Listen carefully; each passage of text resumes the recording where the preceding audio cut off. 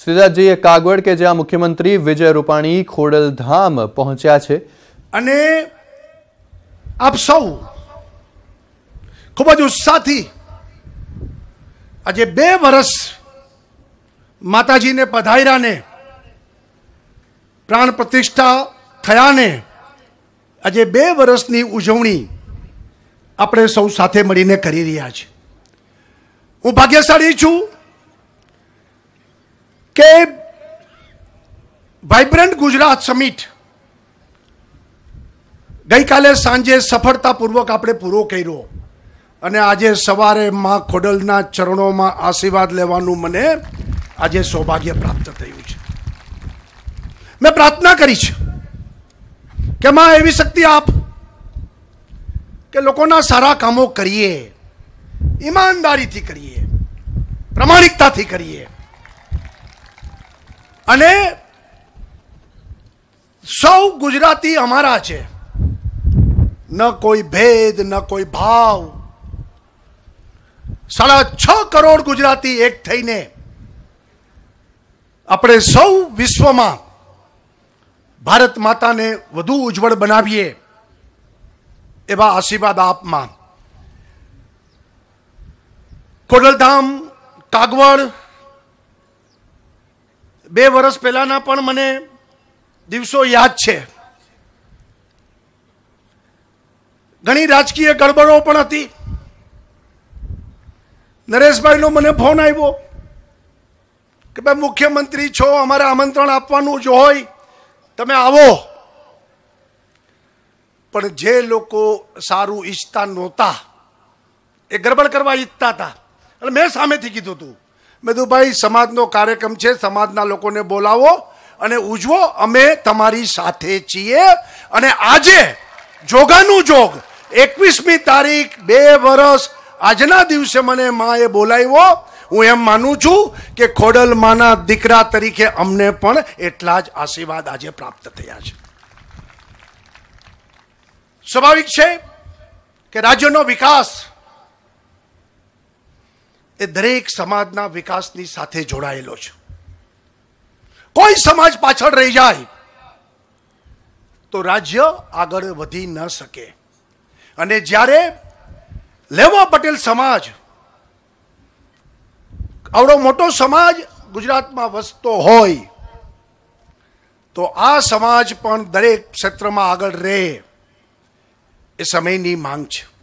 જયેશભાઈ જે કીધું કે સમાજ એક બને, સંગઠિત બને અને પડકારો ઝીલે, સમાજ એક અને અખંડિત હશે તો જે કોઈ આપણે ત્યાં પાછળ રહી ગયા હશે, જે કોઈ નાનો માણસ હશે, ગરીબ માણસ હશે, એની ચિંતા પણ સમાજ કરીને આંગળી પકડીને એને પણ સાથે દોડાવશે તો કોઈ પાછળ ન રહે। આ મૂળભૂત ભાવના હોય છે।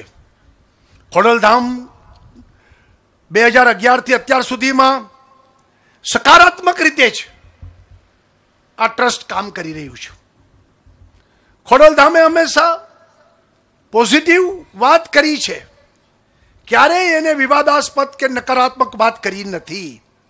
અને એને કારણે જ આજે ગામડે ગામડે એના કન્વીનરો, કાર્યકર્તાઓ એક નિષ્ઠાથી, ઈમાનદારીથી, ડિવોશનથી, ભાવથી કામ કરીને સમાજના ઉત્થાન માટે કટિબદ્ધ બન્યો છે। આ તમારી શિબિર નવી દિશા આપશે।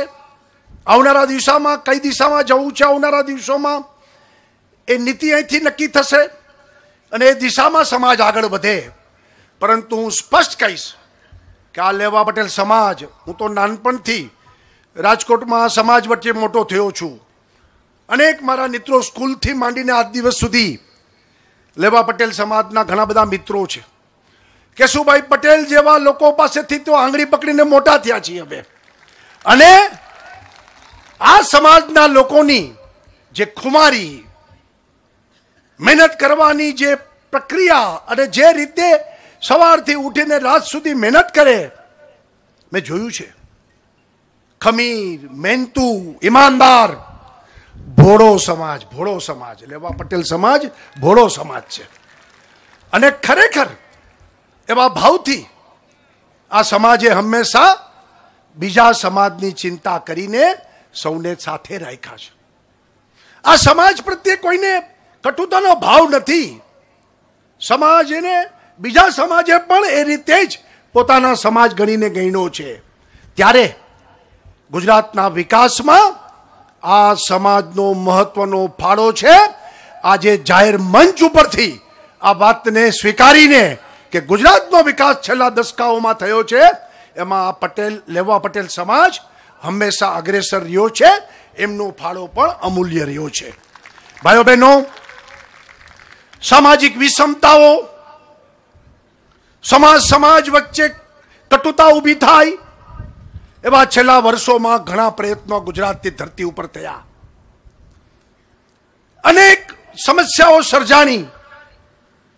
ગરીબ, બેકાર, યુવાન, જેના મનમાં અનેક સ્વપ્નાઓ હોય, પરંતુ અનામત.